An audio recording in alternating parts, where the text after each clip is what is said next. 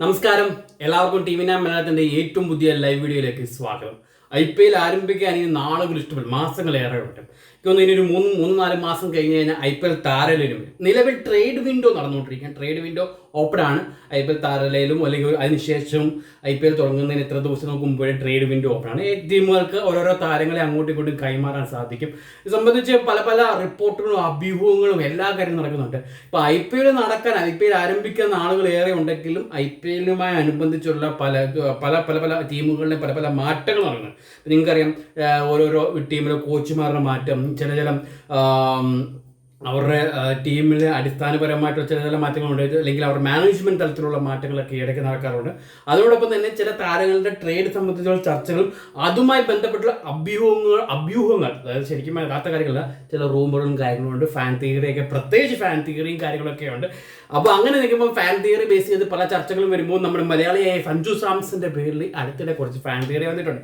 കാര്യം നമുക്കെല്ലാവർക്കും അറിയാം, കഴിഞ്ഞ സീസണിലാണ് സഞ്ജു സാംസൺ തൻ്റെ കുറേ നാളത്തെ സേവനത്തിന് ശേഷം രാജസ്ഥാൻ റോയൽസിൽ നിന്ന് ചെന്നൈ സൂപ്പർ കിങ്സിലേക്ക് നിന്ന് കഴിഞ്ഞ സീസണിൽ മോശമില്ലാത്ത സീസൺ ആയിരുന്നു. അതായത് ലോകകപ്പ് ജയിച്ചതിന് ശേഷം എത്തി ഒരു മോശമില്ലാത്തൊരു സീസൺ സഞ്ജു സാംസൺ ചെന്നൈ സൂപ്പർ കിങ്സിന് വേണ്ടി കളിച്ചു.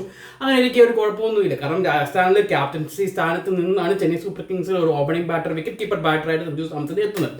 ഫോമിലേക്ക് ആദ്യമൊക്കെ 1-2 ആശങ്കയൊക്കെ സൃഷ്ടിച്ചെങ്കിലും പിന്നീട് സെഞ്ചുറി അടിക്കുകയും പെർഫോമൻസ് നടത്തുകയും കൃത്യമായൊരു മികച്ച പെർഫോമൻസ് ഒക്കെ നടത്തുകയും ചെയ്തു. എന്നിരുന്നാലും ചില ആരാധകർ അല്ലെങ്കിൽ ചില കോണുകളിൽ നിന്ന് ചിലർക്കൊരു സംശയം, സഞ്ജു സാംസൺ ഹാപ്പിയാണോ ചെന്നൈ സൂപ്പർ കിങ്സിൽ? അതായത് ഒരു ക്യാപ്റ്റൻസി റോളിൽ നിൽക്കുന്ന താരം പെട്ടെന്ന് ഇവിടെ വന്നിട്ട് വെറും ഒരു വിക്കറ്റ് കീപ്പർ ബാറ്ററായിട്ട് നിൽക്കുക എന്ന് പറയുന്നത് സഞ്ജു സാംസന് കൊടുക്കുന്ന ഒരു പ്രധാന പരിഗണനയാണോ ഇല്ലയോ എന്നൊരു സംശയം കാര്യങ്ങളുണ്ട്. അതുപോലെ തന്നെ Chennai super Kings fans, CSK ഫാൻസിന് അവരുടെ ക്യാപ്റ്റൻ ഋതുരാജ് ഗെയ്ക്വാദിൽ അത്ര കണ്ട് ഒരു വലിയ താല്പര്യമില്ല. കാരണം MS ധോണിക്ക് അല്ലെങ്കിൽ മഹേന്ദ്ര സിംഗ് ധോണി MSD ക്രിയേറ്റ് ചെയ്ത ഒരു ലെഗസി അതേപോലെ രീതിയിൽ തന്നെ ഋതുരാജ് ഗെയ്ക്വാദിന് തുടരാൻ സാധിക്കുന്നില്ല. അപ്പോൾ ആ ഒരു തന്നെ കപ്പൊക്കെ നേടി തീർത്തുണ്ട്. പക്ഷെ അവിടെയും MSD എന്ന് പറയുന്ന ബ്രാൻഡ് നെയിം അവിടെ എപ്പോഴും അതിൻ്റെ ബിഹൈൻഡ് ദ സ്ക്രീൻ അല്ലെങ്കിൽ എപ്പോഴും അതിൻ്റെ പിന്നിലുണ്ട്, ആ ഒരു നിഴൽ അവിടെ ഉണ്ട്. അപ്പോൾ അതുകൊണ്ട് ഒരു ഋതുരാജ് ഗെയ്ക്വാദിൻ്റെ 100% ക്യാപ്റ്റൻസിയിലാണെന്നത് ഒരിക്കലും പറയാൻ സാധിക്കില്ല. പിന്നെ അതിന് വന്ന സീസണിലൊക്കെ ഗെയ്ക്വാദിൻ്റെ കീഴിലുള്ള ചെന്നൈ സൂപ്പർ കിങ്സ് അത്ര കണ്ട് വലിയ ഒരു കഴിഞ്ഞ സീസൺ ഉൾപ്പെടെയുള്ള അത്ര കണ്ട് വലിയ ഒരു വലിയ ടീം എന്ന രീതിയിൽ പറയാൻ സാധിക്കുന്നില്ല. മികച്ച സ്ക്വാഡും കാര്യങ്ങൾക്കും ഉണ്ട്. ചില ബുദ്ധിമുട്ടുകളും സ്ക്വാഡിലും പ്ലേയിങ്ങിലും ചില പ്ലേയേഴ്സിലെ പെർഫോമൻസിലൊക്കെ ചില കുറവുകളുണ്ടെങ്കിലും എന്നൊരു പറയുന്ന രീതിയിൽ ഇത്രയും രീതിയിൽ ഇതിനേക്കാളും വലിയ അത്ര കണ്ട് പ്ലേയേഴ്സ് ഇല്ലാതെ തന്നെ MSD കപ്പ് അടിച്ചിട്ടുള്ളതാണ് ചെന്നൈ സൂപ്പർ കിങ്സിന് വേണ്ടി. അപ്പോൾ ആ രീതിയിലുള്ള ഒരു രീതിയിൽ അപ്പോൾ ചെന്നൈയുടെ അടുത്ത ക്യാപ്റ്റനായി സഞ്ജു വരും എന്നുള്ള രീതിയിൽ. പക്ഷേ അത്തരത്തിലുള്ള ചർച്ചകളും കാര്യങ്ങളും ചെന്നൈ സൂപ്പർ കിങ്സ് തള്ളുകയാണ്.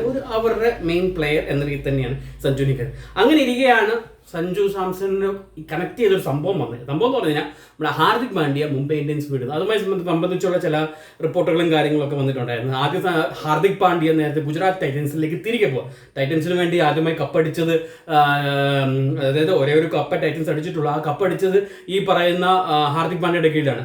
ആദ്യത്തെ ടൈറ്റൻസ് ആദ്യമായിട്ട് IPL-ലേക്ക് വരുമ്പോൾ, ഇന്ത്യൻ പ്രീമിയർ ലീഗിലേക്ക് വരുമ്പോൾ ആ സീസണിൽ തന്നെ റണ്ണേഴ്സ് അപ്പ് ആയതും ഈ പറയുന്ന ഹാർദിക് പാണ്ഡ്യയാണ്. തൊട്ടടുത്ത സീസണിൽ കപ്പ് ഉയർത്തുകയും ചെയ്തു. അപ്പോൾ ആ രീതിയിൽ നിൽക്കുന്ന ഉടനെ അത്രയും പെർഫോമൻസ് നിൽക്കുന്നതാണ് രോഹിത് ശർമ്മയുടെ ലെഗസി കീപ്പ് ചെയ്യാൻ വേണ്ടി. ഓൾറെഡി ഹാർദിക് പാണ്ഡ്യ മുംബൈ ഇന്ത്യൻസ് വളർത്തിക്കൊണ്ടുവന്ന താരമാണ്. മുംബൈ ഇന്ത്യൻസ് ഹാർദിക് പാണ്ഡ്യയെ ടൈറ്റൻസിന് റാഞ്ചി അവരുടെ തന്നെ ഒരു വലിയ ഒരു മാറ്റം കൊണ്ടുവരാൻ ശ്രമിച്ചു. പക്ഷേ ആ രോഹിത് ശർമ്മയുടെ ലെഗസി കീപ്പ് ചെയ്യാൻ ഒരിക്കലും പിന്നെ ഈ പറയുന്ന ഹാർദിക് പാണ്ഡ്യയ്ക്ക് സാധിച്ചില്ല. പലപ്പോഴും ടീമുകളിലുള്ള ചില പ്രശ്നങ്ങളാണ്, പല രീതിയിലും പൊട്ടലും ചീറ്റലുകളൊക്കെ അവിടെ ഇവിടെയൊക്കെ കേൾക്കാൻ സാധിച്ചിട്ടുണ്ട്. രോഹിത് ശർമ്മയുടെ ഒരു പിന്തുടർച്ചയായിട്ട് സൂര്യകുമാർ യാദവ് ക്യാപ്റ്റനായി വരുമെന്നൊക്കെ പ്രതീക്ഷിച്ചുകൊണ്ടിരിക്കുന്ന സമയത്താണ്. കാരണം സൂര്യകുമാർ യാദവ് ഓൾറെഡി ഇന്ത്യൻ ടീമിൻ്റെ ക്യാപ്റ്റൻസിയിലേക്ക് നിൽക്കുന്നു. അങ്ങനെ നിൽക്കുന്ന സമയത്താണ് മുംബൈ ഇന്ത്യൻസ് ഇതെല്ലാം ഈ ഒരു തിയറിയൊക്കെ തച്ചുടിച്ചുകൊണ്ട് ഹാർദിക് പാണ്ഡ്യയെ ടൈറ്റൻസിൽ നിന്ന് മുംബൈയിലേക്ക് എത്തിക്കുന്നത്. അപ്പോൾ ഈ മാനേജ്മെൻറ്റ് അത്തരത്തിലൊരു മാറ്റം വരുത്തുകയും താരങ്ങൾക്കിടയിലുള്ള ഒരു ചില പ്രശ്നങ്ങൾ, ചില ഫ്രിക്ഷൻസ് ഉണ്ട്. കാരണം ഹാർദിക് പാണ്ഡ്യ തൻ്റെതായ ശൈലിയിൽ ഇപ്പോൾ പല മാറ്റങ്ങൾ വരുന്നു. ബുംറയുടെ ബോളിംഗ് ലൈനപ്പിൽ കൊടുക്കുന്ന അല്ലെങ്കിൽ റിപ്ലേസ്മെൻറ്റ് കൊടുക്കുന്ന പല പ്രശ്നങ്ങൾ പലർക്കും താല്പര്യമില്ലാതെ വന്നിട്ടുണ്ട് കാര്യങ്ങൾ. പക്ഷേ അതൊക്കെ ഒന്നും പുറത്തേക്ക് അത്രയ്ക്ക് അടിച്ചില്ല. പക്ഷേ പൊട്ടലും ചീറ്റിലും ഒക്കെ പലരും അറിയുന്നുണ്ട്. അപ്പോൾ അങ്ങനെ നിൽക്കുകയാണ്. ഇത്രയും സീസണായി, കുറച്ച് എനിക്ക് തോന്നുന്നു 3-4 സീസൺ ഹാർദിക് പാണ്ഡ്യയുടെ കീഴിൽ മുംബൈ ഇത്രയും ദയനീയമായ അവസ്ഥയിൽ മുംബൈ ഇന്ത്യൻസ് ഒരിക്കലും കണ്ടിട്ടില്ല. പണ്ട് കപ്പടിക്കാത്ത സമയത്ത് പോലും, സച്ചിൻ ടെണ്ടുൽക്കർ ക്യാപ്റ്റനാക്കുന്ന സമയത്തൊക്കെ, രോഹിത് ശർമ്മയ്ക്ക് മുമ്പ് പോലും ഇത്രയും ദയനീയ അവസ്ഥ വന്നിട്ടില്ല.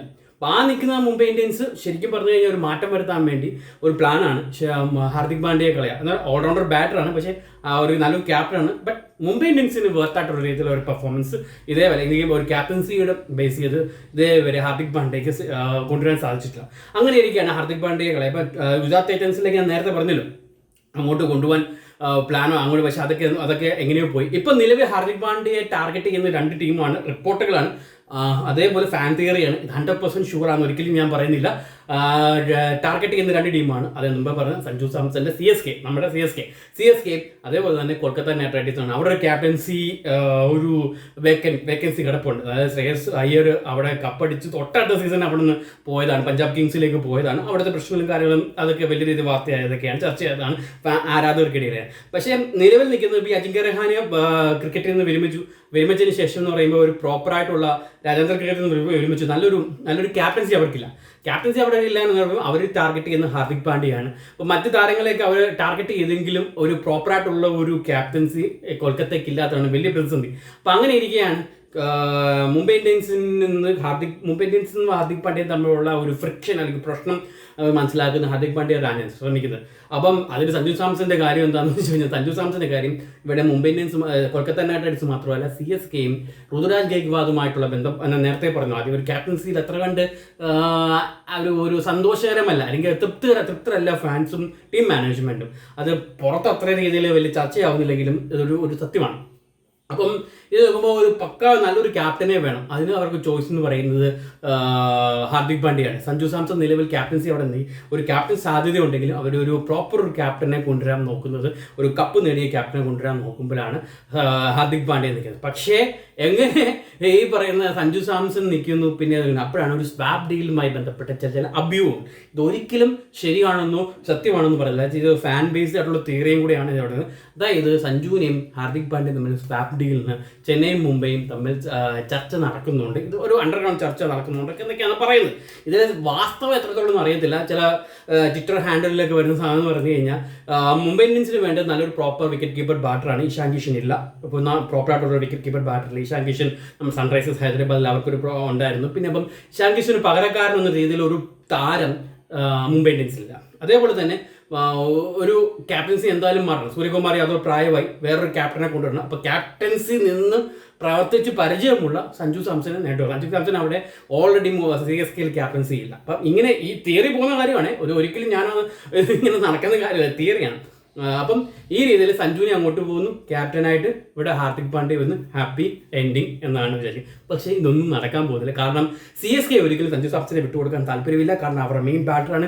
അവർ ചെന്നൈയിൽ നിന്ന് കൊണ്ടുവന്ന്, രാജസ്ഥാനിൽ നിന്ന് ചെന്നൈയിലേക്ക് കൊണ്ടുവന്നു. അവർക്ക് കൃത്യമായ ലക്ഷ്യമുണ്ട്, പ്രോപ്പറായിട്ടുള്ള ഒരു വിക്കറ്റ് കീപ്പർ ബാറ്റർ എന്ന രീതിയിൽ തന്നെയാണ് സഞ്ജുവിനെ കൊണ്ടുവരുന്നത്.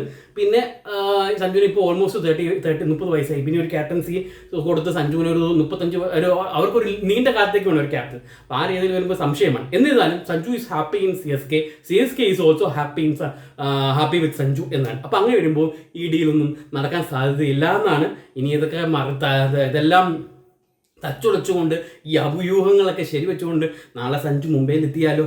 നമുക്ക് കാത്തിരിക്കാം. മറ്റൊരു വീഡിയോയുമായി വീണ്ടും വരാം. നന്ദി, നമസ്കാരം.